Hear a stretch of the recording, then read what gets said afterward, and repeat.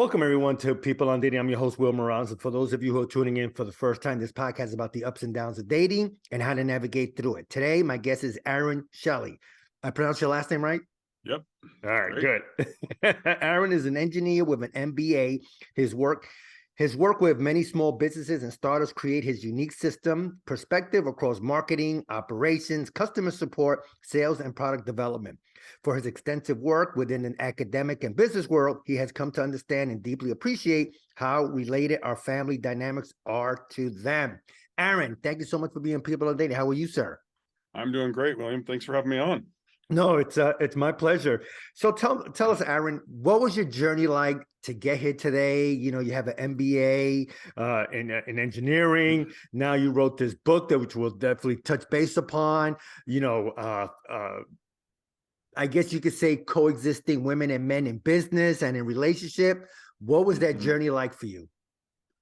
Yeah, well, so if we go back, I was in college, did mechanical engineering. I love that. But then I kind of was like, I learned that if I was a great engineer and a bad business person was ahead of me, then the company would go out of business. So I was like, I want more control. So then I was like, I want to understand business. So then I went and got an MBA. When I finished the MBA, I was married, had a couple kids, and my wife was running an Irish dance business. Not running it, she was just teaching some classes. And so we had this interesting place where, do I go and do the normal MBA thing, go get a job at some big firm? I was looking at Intel in Portland, or I could go to Michigan, Schneider Logistics, some of those places. But I had read the book Rich Dad, Poor Dad, where it talks about buying assets, getting assets, bidding income. So my wife and I decided we're going to start this Irish dance business. That's going to be our thing. And then I'm going to find work around that. So from the very beginning, my wife and I have always been handing things off. And then over the course of that, the business grew. We had about 50 students. We got it up to about 200. But I started to get other jobs because it didn't take all my time, but it was very complimentary because she taught dances and I knew all the business stuff and technical. And then I worked at a couple, like a genealogy company, ancestry.com, if you're familiar with them. Oh, yeah, I heard of them. Yeah. Then a genealogy startup that didn't work out.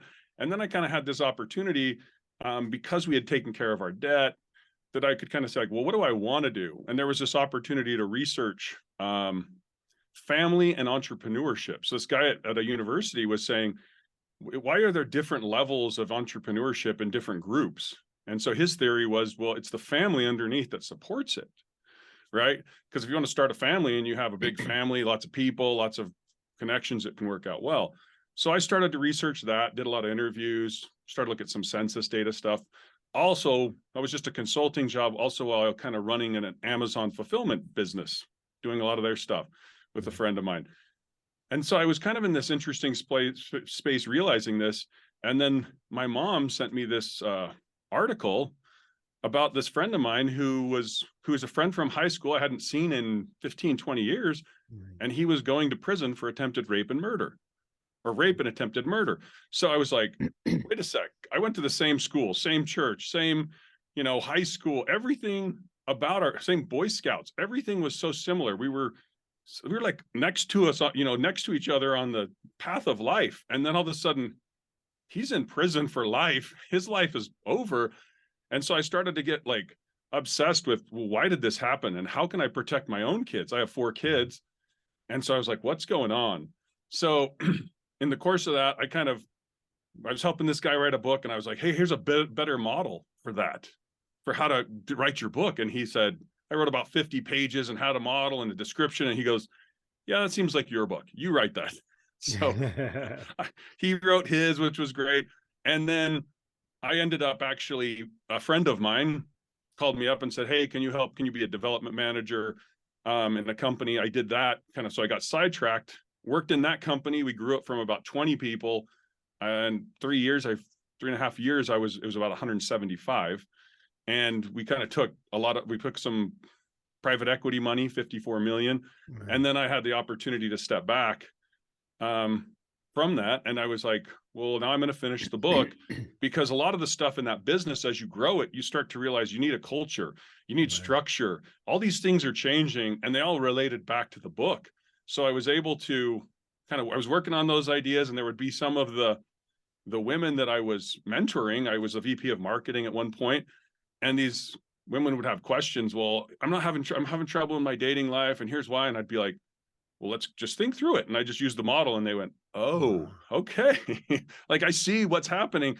And so, the couple that I had worked with, the one of them was able to get things figured out and got married shortly and had a child. And then the other one, I think she's working on it, and she's doing well too. So it's kind of helping them get perspective. But I think as I talked through it from a business lens, they were like, oh, that makes total sense. Like, I didn't even see this. Oh, I Right. didn't understand what I was doing, man. So that's the type of stuff. That's kind of how I got there. And that's kind of where it relates to dating. But the whole family flywheel effect that I talk about in the book is really, every family is a business. We're all in the business of staying alive, Right. right? In a business, you're trying to make money, but as individuals, we either need to farm or we need to somehow get food. So we're in this same business of staying alive. And if we do that well, we'll get more resources that then we can use to do it a bit more and, build a better house and all those type of things. So there was kind of these overlapping ideas that I saw that I don't think you would see if you were just in business, because you're not focused on family, or if you're just in the family, science stuff, because you're focused on family, not the business. So it's kind Yeah. of a weird spot for me. Well, look, I guess indirectly you became a dating coach as well. I mean, not, and you just, I guess you kind of fell into it, and it's funny because when we started emailing each other, and it's funny, I put for lack of a better title, relationships and business, because that's what it really comes down to. And Aaron, for you, you talk to some of these women, you mentor some of these women, and I'm pretty sure you've been through it where uh when men hear that a woman wants to be a boss babe, Mhm. that's like a four-letter word plus to most men. Mhm. Like, oh my gosh, she's not going to need me. She's going to have her own money. Where I'm going to fit in the picture? Where am I Mhm. going to go after this? I'm going to have to look for someone else. And your book, you kind of say, well, let me rephrase it. You kind of say no. You guys can work together. You don't need to be the same. One person could bring something dynamic that the other person can't. So I like that. So talk more about that, because that's a different, unique way of looking at relationships. Because I never looked at it that way. I mean, you always want someone to compliment you, but you put it more in the business sort of light, which I gotta admit I kind of like. Yeah, I think that's why I like the business lens. I think when I talk to people, it's so obvious, right? If you and I wanted to start a business, it would be silly for us to say, well, I'm going to be the CEO and you're going to be the CEO. Well, wait, what's going to happen? Or you're going to work on product and I'm going to work on product. Well, who's going to do sales? Who's going Right. to do these other things? It would be so silly to approach it from that standpoint of like, we want to be the same. In every business, you're like, if you're a technical guy, then I need a business guy. Or if you're looking for something that's complementary to your point in a business, if you're looking for co-founders, you could have one or two in a business sense. In a family, you don't usually have that. But that's where it's so obvious, like, duh, and then there's another thing. If I said, hey, I want to start an accounting business, and you said, I want to start a legal business, then we'd say, it doesn't sound like we should get married or we should start a business, right? But we Right. do this all the time with people. And I think that's why we're seeing divorce, because people aren't sitting there thinking, what kind of life do I want to have? What role do I want? Because if you went into a family and you said, well, I want to be the breadwinner. And then this other person, I want to be the breadwinner. Okay, well, who's taking care of the rest of the stuff? Mm. And so I mean, to go into one of the examples I talk about in the book, there was this woman and she said, I want to be a VP of marketing. I want to be super powerful. I want to be this executive. And I was like, cool. And who are you dating? Well, who do you want to marry? I want to marry this guy who's super strong, super powerful, super executive. And I was like, well, okay, how do you think that's going to work? Like, if you have a child, do you want to have a family? Yes, I want to have kids. Okay, if you want to have kids, if the kid gets sick, who's staying home? Who's Mm. essentially going to sacrifice their career for the family? Well, he will need to. Well, if he's going to, I don't know. Well, you could say that, but I don't know very many driven executive guys who want to compromise their careers. So it Right. sounds like you don't want a career guy like that. You really want some guy whose career is subordinate to yours. Well, I didn't think about that. Right. It's just these basic things. And in one case, I talked with her and she said, well, he wants this guy I'm dating, he wants to be an entrepreneur. And I'm like, well, that could actually work. You have a kid and he wants to be an entrepreneur. He could do that from home, while you're at work, you could make it work. So there's not this like singular right answer where and then they ended up getting married and then having another child. And so you look at this, like, this isn't that hard to work through the logistics, just like in business. If you went into business and you were over sales and I was over, building the product, well, someone still has to do the accounting, right? We still have to negotiate. No one wants to do it. It sucks. We have to deal with the government. We have to deal with all these legal stuff. Who's going to do that? And just like in a family, someone needs to pick that up, even though, well, my job's not that. Well, you got to, the family needs it. So that's where I think, like you said, with the boss, there's an interesting place where you'll see women often, they'll say, I'm a strong, independent woman. And then they go date and you're like, and they'll tell that to the guy they're dating. And the guy's like, you're saying, why are we dating then? It's like, I go to a company for an interview and the company says, well, we don't really need you. Well, then why are you interviewing me? Is this just a waste of time?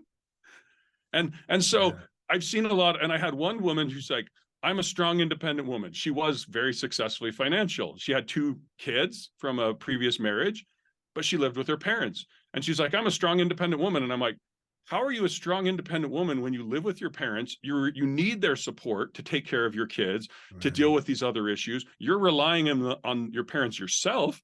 And she went, oh yeah, that kind of shatters my world, because she hadn't thought about that. She was just parroting this, I'm a strong, independent woman. And so in talking with her, I said, what is it you're trying to accomplish? And if you were to get married, what do you want? Well, I want to have a few more kids. I want to have a dad for my kids. Oh, okay. Well, that's going to take, how do you see that working?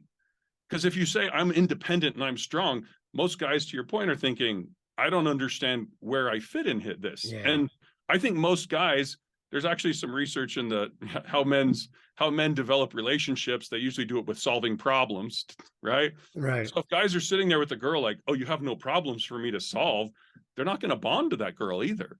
So I think it's a lot of the women will be like, well, I don't need this guy. And then with this woman, I said, you do need him.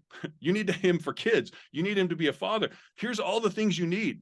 And she was like, yeah, I guess that's right. I hadn't thought about that. And in some ways, the equivalency in the business world would be putting together a job description. Like, what is it the job that you're actually wanting this person to do? And what is the job that you want to do in this family, right? This is where you go through what I call business model transitions, where you're changing your structure, you're adding people. So that's where I think a lot of women and men too, they're like, I'm strong, I'm independent. And you're like, are you really? You have all your friends that are supporting you. You live with your parents, or you have all these other systems that are supporting you. Are you really that independent? And do you really want to push that message? Because I think, like you say, for a lot of guys, it's like, I don't know where to fit then. What do I do in this relationship if you don't need me? Is it more that we're seeing women now, especially the millennials, having this movement to be strong and independent, that they don't want to rely on a man, or they don't want to get caught in a situation where, they're relying on a man for, let's say, for at least the financial aspect of their relationship, but he leaves, now she's stuck with maybe major bills or whatever. Let's say they don't even have kids. Let's take that off the table. But they're doing, they're together, they've been together for a couple of years, but then he leaves or whatever. Now she's kind of stuck. And are more women going to that, so to speak, part of their life where they don't want to lose their identity, because they want their, as they say, their own bag? I mean, that's another phrase I've been hearing the last year. I want my own bag. Okay, so is that where where the men and women end up colliding, because the women want the bag, they want their own business, they want to, like you said, they want to be strong and independent. Where does the guy fit in? Now, if he's the same, now they're two alphas. Yeah. It's an interesting thing. I mean, my oldest child, I have 4 children. My oldest is a daughter, and she's now married. She's 22. She's a nurse. Mm-hmm. But it's interesting for me as a dad, because I'm like, I want my daughters to go down a career path that because I also have a sister who's 40 and never married. So I'm Right. like, I want my daughters to go down a path where they have options, like a nurse, and then she may get a CRNA, which makes, $150,000. Like there's a Right. career path there. So I want that. But then you also I wanted my daughter to have the flexibility if she chose to then choose to be a mom, right? Like because there were a lot of people pushing her. She loved anatomy. She's still goes and helps at the cadaver labs and stuff. She's crazy. I don't know where she came from. I tried to train her in everything technical, and then she went into nursing. I was like, oh, okay, Well, she all wants this to help stuff. people, which is a good thing. It's a good thing. Yeah, But Aaron, but before you go further, I'm sorry, I don't mean to cut you off. no, So let's say she goes to that career path where she makes 150,000. Now, is she willing to settle for someone that makes 60,000, 50,000, or, oh, he has to meet me at my level or above? Again, because I've been hearing and reading where yeah. women want men either at their income level or above. And Aaron, what? That's maybe a few percentage of the population here in the United States. Yeah. Yeah, it's very difficult. So with my daughter, it was much more if you go the doctor path, let's go down because I talk about this in the book as well. When I was talking with my daughter, she said, oh, maybe veterinarian, maybe a doctor, maybe a nurse. She threw in computer science just to humor me. And I was like, really? I know I've trained her. She knew how to code. She knew how to do all these things, but she just didn't like it. And so then we kind of narrowed it down. And I said, there's kind of this, if you look at Venn diagrams, like, okay, what do you like? What do you enjoy doing? What makes money? And then there's a third one, what fits the lifestyle you want? Right? Mhm. Because if you go down this path of being a doctor, okay, I'm a doctor. Okay, what does that take? A 4-year degree. Then I have to get into med school, 3 more years. Then I have at least 3 years of residency, 2 to 3 Mhm. years, or 9 if you're a neuro. For a woman, that means you're coming out of med school with usually $300,000 to $400,000 in debt, and Right. you're probably in your early 30s. And what did they teach you in med school? Oh, more problems happen as you get older for women having children. So I have a brother-in-law who's a podiatrist, and he said, dude, every woman, they're phenomenal doctors. They go through residency and then immediately they get a job and then go part-time so that they can have children. Right. And then, but the problem with that path is if you choose away from that path, oh, I want to get married, but I'm $200,000 in debt. And then I want to maybe become a mother or focus on my family more. Well, now your family is burdened with this huge amount of debt. Right. And then the husband would have to dig out. So I was like, but if you go the nurse route, you have this flexibility and and there's a window. Well, you want to kind of get married in a window, to your point, before you get to this massive earnings, because you do see this with women. They're like, well, I have a lifestyle and I can make all this money. And then it really becomes a question for a lot of men like, well, you're going to provide. Well, what am I going to do? And, well, I'm only making $60,000. And even if in the long term, you know, if he's in tech, maybe his salary bumps up to 100, 200,000, like he could get there in 10 or 15 years. But in the present, there's this weird competition. Yeah. And so you find that a lot of those times the relationships don't work out. So to me, it's kind of, if you go down these really expensive paths, you're 100% right. Most of the time women want to marry over, they call it marry over and up, right? Yeah. Yeah. And men are really happy marrying over and down. Although there's cases where I'll marry, most guys would marry a girl who made more money, but the girls are like, I'm not attracted to it. So Right. it's a little bit like you say, it's a catch 22. You want your daughters. It's because I'm in this spot. Like I want my daughters to be happy. I don't want them to be be in their 40s, have no job, have no career, have no money, and just be bitter. But how So do you there's a do? fine line there. I mean, not even a fine line, such a thin line between lifestyle, right? The life, like you mentioned, and we're talking with Aaron Shelley, lifestyle, career versus relationship. So it's like you're trying to balance like three plates, the career, the relationship, and the lifestyle. Mm-hmm. Aaron, where do you go from there? I mean, because if you're a man, for most part, you want the career, and for most men, I know me, I want the relationship. But then now am I marrying into a lifestyle because she's used to making 125,000 a year or 200,000 a year, and I might not make that much. I might make half of that, but I'm content living in this part of the city, or Yeah. you know where I'm going, right? Well, yeah, and this is a little bit of the problem we're seeing. Like when I got married, I was 21, Right. almost like 4 months from 22. My wife was 23. Mhm. If you looked at it from a business perspective, I think I spent the last $2,000 I had on her wedding ring, right? So it was like, I'm coming in here with me, my brain, and my wife was kind of the same thing. We both didn't really have anything. It was a startup in the business world, right? Mm. And it was easy to do it from a startup perspective because we weren't arguing. Now imagine if I had $1 million and then all of a sudden I'm like, well, what are you bringing? Okay, now I'm worried. And I have friends who are in their late 30s or 40s. One of particular who's like, I have enough money to retire, but I have no wife. And I don't know that I want to get into a relationship now because she'll have access to all my money. So Mm. all of a sudden you're protecting resources. And so what it's becoming as we get later and later, married later and later in life, it's more like two companies merging, Right, right, right, and if right, you know right. anything about company mergers, 50% plus fail Yeah, I was because gonna it's say hard to that it actually. doesn't work. Yeah, it doesn't work often. Yeah, I agree. And so that's what we're seeing now is it's like, well, what if you get married later in life, you have a career, you already have your money you're making, you already have, maybe you have a house, maybe you have friends that you do stuff. Hey, every Thursday I go meet with my friends and we do this. And I already have all this structure around my life. So that's a full business and it's functional, right? You're making enough money to provide for yourself. That's a business, it's going. And then if Yeah. she's doing the same, then you're sitting there like, now we have to merge those. Okay, now you can't go play with your friends. And now I brought $1 million or $500,000 to the table, and you brought this. And which house do we live in? And how do we, all these things.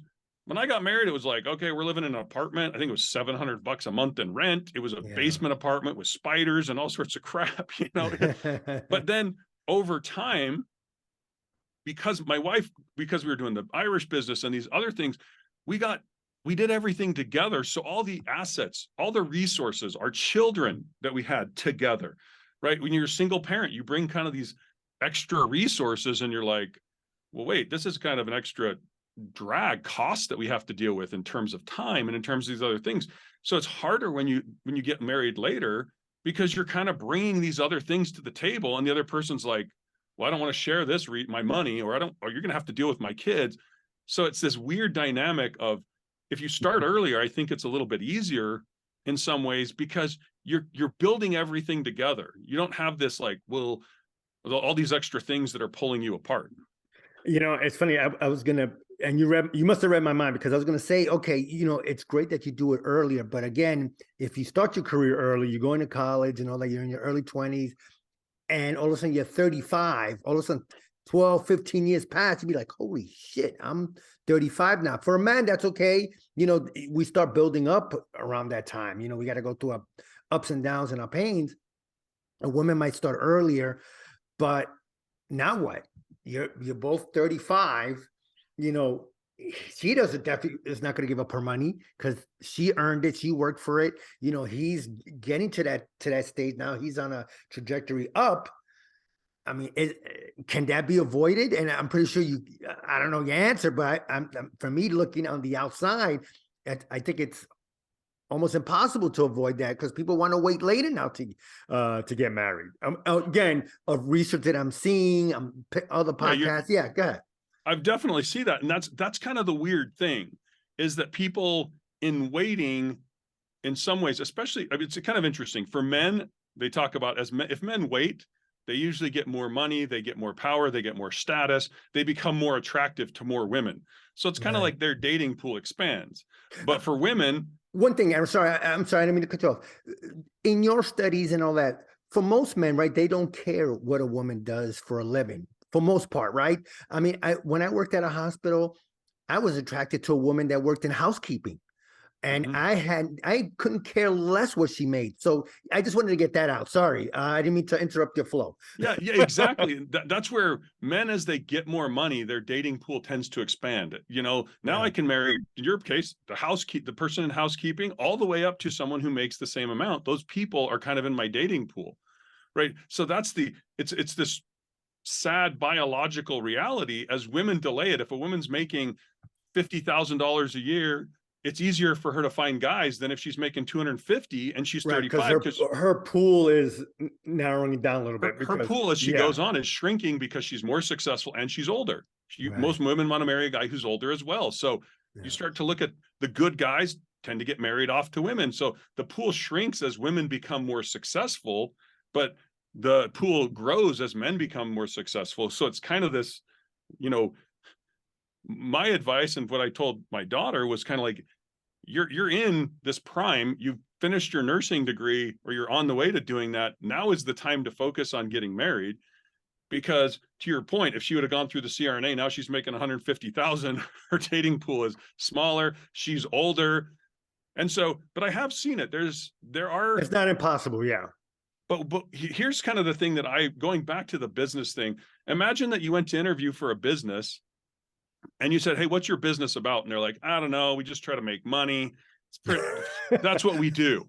You know, you look at that as I don't want to work for this company. They don't even know where the freak they're going. right. And I see that in so many people as well. They're going on dates. "Hey, what do you want to do with your life?" "I don't know, maybe travel, go see the world." What does that have to do with anything? Like, is that a good life goal? Is that a good direction? What does that have to do with how are you going to contribute? What are you going to do that's admirable?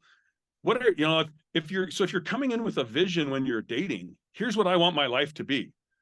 Here's where I'm going to go. I'm doing this. Here's where my family's going to be. Here's what I'm after.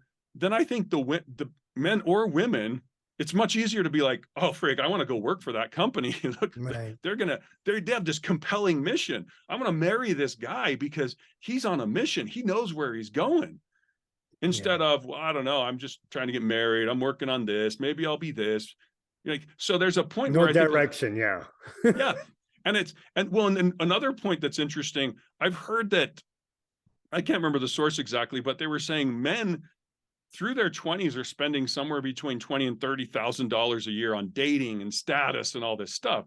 So by the time they hit 35, they've usually spent about $250,000 Mm, on this stuff. And you're going, if you marry early, then all that money is getting pushed into the marriage instead of dispersed amongst all these women.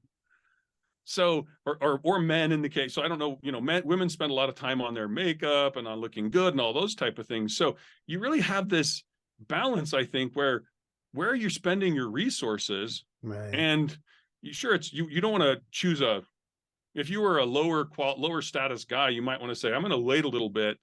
I'm going to go into the military, get a strong culture, get a good job. And then I come out. Now I got a huge dating pool." That can make a lot of sense. Right. But for women, when they're like, "I'm going to wait, I'm going to become a doctor," and guys are like, you didn't become any more attractive. You may have become less attractive because now you're 10 or 11 years older. Just because you make money, that's not what I was after. And that's kind of going back to the business model. To your point, I think a lot of men are like, my role, here's how I want my role to be as the protector, the provider. It's not in this sense of like, I'm better. And I talk about this from a leadership standpoint. Like, a CEO doesn't get to be like a dictator. "Hey, here's what we're doing. I can treat everyone like a-holes. I don't have to be productive." No, the board will remove him. Or if his executive team doesn't like him, they'll get him removed, which is what happened just recently kind of with Walt Disney. There was some board Yeah. issues. There was some executive team issues. And so he got removed. So you look at this, like, this isn't a position. Just because you're the leader in a business doesn't mean you're a dictator. And the same as in a family. Like, okay, the man is the leader or the woman's the leader. If they act like a jerk, they're just going to get divorced. So Right. leadership is much more about creating the vision for the family, pushing for where are we going? What are we doing? And I think for a lot of women that I've talked with, I don't know what your experience has been.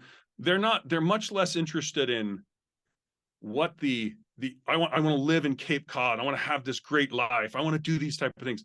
They're much more like, I want a family. I want close relationships. Yeah. I want togetherness. It's a different kind of vision of that future. And I think it's different generations too, because it seems the younger generation now, the millennials, are looking to get that bag more so to get the relationship. They might want to have a few flings here and there, but the older generation, like myself, we want to bond with obviously with our mate and our friends. We want to keep that closeness. First of all, Aaron, this is genius. I never heard this before, to make it into like a business type of relationship. I love it. And before I let you go, again, thank you so much for being on People on Day. I really appreciate it. Talk more about your book. Yeah, so the book's called The Family Flywheel. Looks like this, kind of have this circular effect, because the whole thing is, just like in a business, as you become more successful in the business, you get more money, then you can use that money. I mean, Walmart took them 20 years to build 1,000 stores, and then they were able to do it in 1 year, right? So you see this, that's what I mean, the flywheel effect. The more money you get, the more relationships you get, the more resources, in terms of the better your health is, the more time you're going to have. All these things kind of spin together. And if you look in a family, if you can get, that's partially why people have told me to make a dating app, because they're like, based on the book, because right now we're doing all this thing, like, I want to filter by this chick's hot, this guy makes a lot of money. Well, what does that have to do with the life you're doing and the business? And if you bring the business together, that model, then you'll have this amazing relationship. I mean, that's kind of what I've experienced. It's like, there's ups and downs for sure, but financially we are great, relationships were great, time were great. So that's really what the book, The Family Flywheel, is about. I also have the website, thefamilyflywheel.com. It kind of goes through, has some resources where you can outline your business model. It'll take you through the strategy, structure, and culture. What are your values? What are your beliefs? Because if you look, those are the most important parts. Yeah. People fight about what to do with money, right?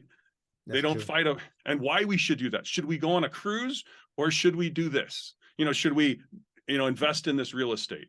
So that's where but it's based on the value system that people have. And so if you marry someone with a similar value system, then you're going to be much more successful. So it's just trying to help you figure out, what are your values? What are your beliefs? What are your goals? It talks about resource goals. So it kind of assess both those things. And then if you are in a relationship or you are dating, you can have the other person fill out that same thing for themselves. And then you look like, are you trying to do marketing and I'm trying to do marketing? Or are you trying to do sales and I'm trying to do product? Hey, this is going to work great. So it helps you see where there could be potential friction. Because in my experience, all the fights in relationships, my own included, have been around, what are our values and what should we do here and how should people be treated? So that's really where you're trying to remove that friction. And then my hope and from what I've seen is, families, as people get married and they go through your family, you're going to become this flywheel of generating massive wealth in terms of money, in terms of relationships, and in terms of your human resources as well. Yeah, no, that's definitely fascinating. Tell us that website one more time. It's thefamilyflywheel.com. All right, sounds good. Well, Aaron, again, thank you so much for being on People on Dating. I really, really appreciate it. All right. It's been fun, William. Yep. Thank you. Bye-bye.